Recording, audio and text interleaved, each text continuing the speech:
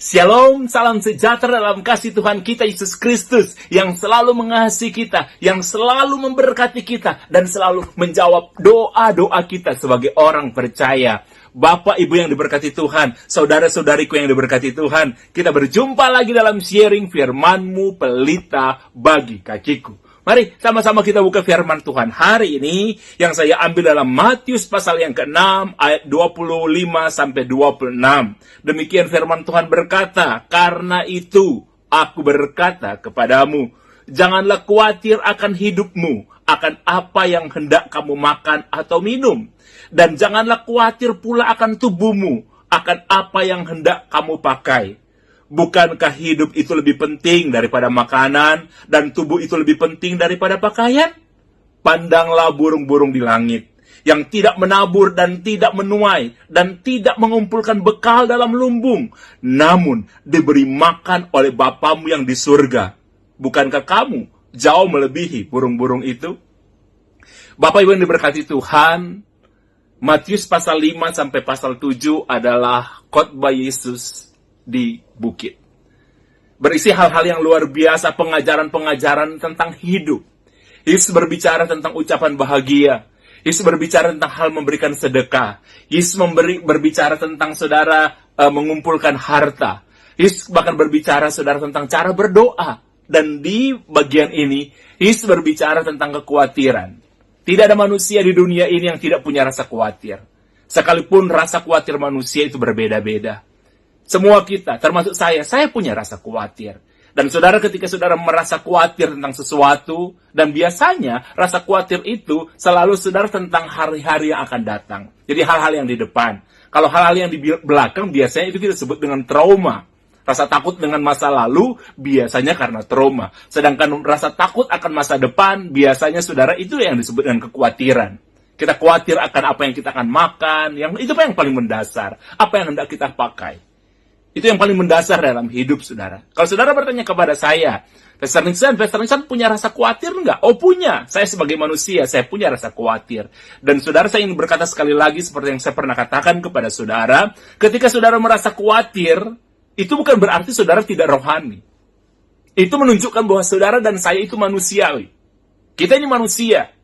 Oke. Nah, ketika firman Tuhan mengatakan, jangan khawatir. Jadi ketika kita khawatir dan kita baca firman Tuhan akan mengkonfirmasi rasa khawatir kita dengan perkataan ini. Jangan kamu khawatir. Jadi, saudara, itulah bedanya saudara orang yang punya firman dan tidak punya firman. Orang yang punya firman, saudara, tetap punya rasa khawatir. Tapi firman Tuhan akan mengatakan. Makanya dia katakan jangan, saudara, ya. Ketika kita khawatir, kita dengar firman Tuhan, kita baca firman Tuhan, kita dikonfirmasi oleh firman Tuhan yang mengatakan, jangan kamu khawatir tentang apa yang hendak kamu pakai, apa yang hendak kamu makan. Yesus bilang begini, pandanglah burung-burung di udara yang tidak pernah menanam, tidak pernah menabur, tapi diberi makan oleh Bapamu yang di surga. Yesus mengatakan diberi makan oleh Bapamu yang di surga. Jadi saya ingin mengatakan kepada saudara, soal makan dan soal kebutuhan hidup paling mendasar kita, itu urusan surga, saudara. Oke? Itu urusan Tuhan Yesus, Tuhan Bapa di surga. Di surga itu diurus dengan baik, saudara. Dia bilang begini, pandanglah burung-burung di udara. Mereka, saudara, tidak punya pabrik, tidak pernah menanam, tidak tahu bercocok tanam. Tapi firman Tuhan katakan begini, saudara. Tapi mereka diberi makan oleh Bapamu yang di surga. Lihat betapa bertanggung jawabnya Tuhan itu dalam kehidupan kita. Dia sangat bertanggung jawab, saudara, untuk memelihara kebutuhan kita. Makanya dia bilang gini, pandanglah burung-burung di udara. Diberi makan oleh Bapamu di surga. Tapi saudara jangan keliru. Banyak orang akhirnya berpikir begini, nak malas, nak melakukan sesuatu. Saudara diberi makan. Jadi begini, diberi makan berarti begini, saudara. Disediakan makanan oleh Tuhan. Dan makanan itu tidak datang ke sarang burung. Burung harus keluar dari sarangnya. Dia harus mencari. Makanya kalau saudara melihat, saudara, burung-burung yang ada, burung, saudara, biasanya dia akan berpindah ke satu tempat ke tempat yang lain untuk mencari makan. Dia akan berpindah dari satu lokasi yang satu ke lokasi yang lain, atau bahkan dari kota yang satu ke kota yang lain. Oke? Bahkan dia bisa antara pulau, saudara, antara negara, bahkan antara benua. Ketika saudara ada musim dingin di satu tempat dan makanan tidak tersedia di sana, Saudara lihat, ada sejenis unggas, ada burung saudara, yang mereka bisa terbang saudara melewati benua, menempuh jarak yang sangat jauh untuk mencari tempat makan di tempat yang lain. Karena di tempat sana ada disediakan makan oleh Tuhan. Saudara, dari situ kita bisa melihat bahwa kita belajar dari burung. Bahwa mereka disediakan makan, tapi mereka harus mencari. Maka carilah, maka kamu akan mendapat. Nah, di tengah-tengah keadaan situasi semacam ini, kita juga harus mencari. Dalam arti, saudara, saya katakan seperti saya katakan pada 2 minggu yang lalu, saudara harus aktif. Saudara harus bekerja dengan apa yang saudara bisa kerjakan. Ya, jangan berpikir, apalagi ya, kerjakan aja apa yang saudara bisa kerjakan. Saya mau kasih contoh kepada saudara, saya hamba Tuhan. Saya tidak bisa berbisnis, saudara, tapi saya mengerjakan apa yang saya bisa kerjakan. Saya berdoa untuk orang-orang yang saya kenal, saya konselingi orang, saudara mendengarkan keluhan mereka dan lain sebagainya, mendoakan mereka. Dari situ saya dapat berkat. Dari situ saya berkat. Tuhan memelihara saya dengan cara seperti itu. Tidak semua orang yang saya konselingi dan saya doakan, saudara, mereka memberkati saya. Tapi saudara tahu, Tuhan bisa memelihara saya dengan berbagai macam cara memberkati saya. Dia mencukupkan segala kebutuhan saya menurut kekayaan dan kemuliaannya dia. Saudara, ukuran kita dipelihara oleh Tuhan menurut kekayaan Tuhan. Nah, kekayaan Tuhan itu nggak pernah habis. Tapi saudara, kita harus aktif. Burung, saudara, makanannya tidak datang ke sarangnya. Dia harus terbang untuk bisa mencari makanan yang telah disediakan oleh Tuhan. Ya, carilah maka kamu akan mendapat. Makanya saya mendorong saudara, di tengah-tengah keadaan apapun, saudara, bergeraklah, aktiflah. Ya, cari apa yang bisa saudara lakukan di tengah-tengah keadaan seperti ini. Dan ketika saudara melakukan sesuatu, jangan lakukan dengan rasa khawatir. Karena rasa khawatir, saudara, itu akan menghambat kerja kita. Akan membuat kita sedih, akan membuat kita bekerja dengan beban yang berat. Jadi ketika saudara khawatir akan masa depan, kita nggak tahu COVID ini sampai kapan dan Indonesia akan seperti apa, dunia ini akan seperti apa. Tapi Tuhan jamin, jangan khawatir. Untuk kebutuhan dasar, Tuhan itu akan penuhi. Kalau keinginan, nah ini dia saudara yang kadang-kadang kita keliru. Saudara, kalau kebutuhan kita secara mendasar, makan, minum, dan apa yang kita pakai, itu Tuhan bilang saudara, di surga itu diurus. Di sorga memikirkan itu untuk saya dan saudara. Tapi kalau keinginan, harta benda, kemewahan, dan lain sebagainya, itu kan bukan kebutuhan, itu keinginan. Dan saya selalu bilang kepada teman-teman, kepada diri saya, kepada orang-orang yang saya sharing, kalau keinginan itu bonus. Kalau kebutuhan itu pemberian Tuhan memang disediakan buat kita. Sedangkan kalau keinginan ingin memiliki mobil yang lebih mewah, rumah yang lebih besar, itu bonus. Itu hanya bonus, saudara. Karena itu bukan kebutuhan dasar. Tapi itu bonus yang akan Tuhan berikan kepada kita. Jadi, saudara, firman Tuhan katakan, jangan kamu khawatir. Jangan khawatir. Saya ingin menceritakan kepada saudara kesaksian yang saya sampaikan pada 2 minggu yang lalu. Beberapa orang meminta, katanya itu, Pastor, belum tuntas. Jadi saya ingin ceritakan kembali kepada saudara yang lebih lengkap ya. Saudara, saya mengenal satu keluarga yang mereka akibat pandemi ini, saudara, dari tahun 2020 awal, mereka termasuk orang yang terkena dampak dari pandemi ini. Pendapatan mereka menurun. Tapi saya menasihati mereka, sikapi apa yang ada. Ya, jangan marah, jangan kecewa, tapi sikapi apa yang ada. Doa apa yang harus kalian lakukan. Dan saudara, mereka sikapi dengan keadaan yang ada. Ya, tetap pemasukan ada, tetapi saudara berkurang karena keadaan. Jadi akhirnya satu keluarga ini, mereka melakukan pekerjaan sampingan. Suami, istri, anak-anak, saudara, satu keluarga ini, saudara, mereka berjualan secara online.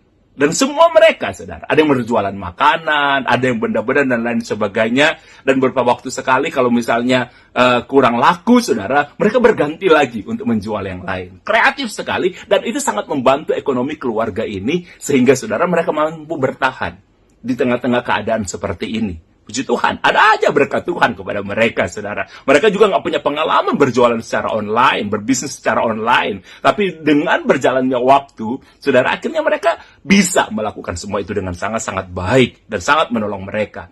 Nah, di tahun 2021 ini, saudara, kalau di tahun 2020 kebanyakan klasternya, kebanyakan perkantoran atau komunitas dan lain sebagainya. Nah, makanya presiden kita, pemerintah kita, saudara, membatasi pergerakan kita. Karena memang waktu yang lalu, saudara, yang paling banyak kena itu komunitas, saudara, kantor dan lain sebagainya. Nah, itu sudah teratasi. Nah, di tahun 2021 ini, saudara, yang paling banyak kena itu, saudara, itu klaster keluarga. Yang saya layani sepanjang 2021, saudara, itu klaster keluarga. Bahkan ada satu keluarga 3 orang yang meninggal sampai hari ini, dan banyak lagi, saudara, yang terjadi.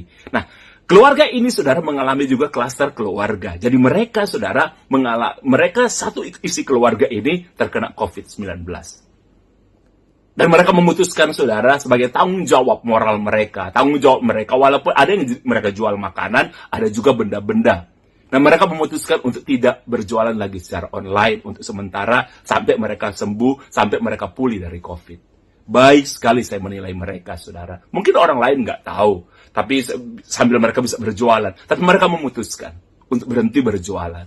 Nah, satu kali, saudara, ketika mereka sedang berdoa, saya mendukung mereka, saya mendoakan mereka, saudara. Ketika satu kali sedang mereka berdoa, mereka sampai di titik putus asa.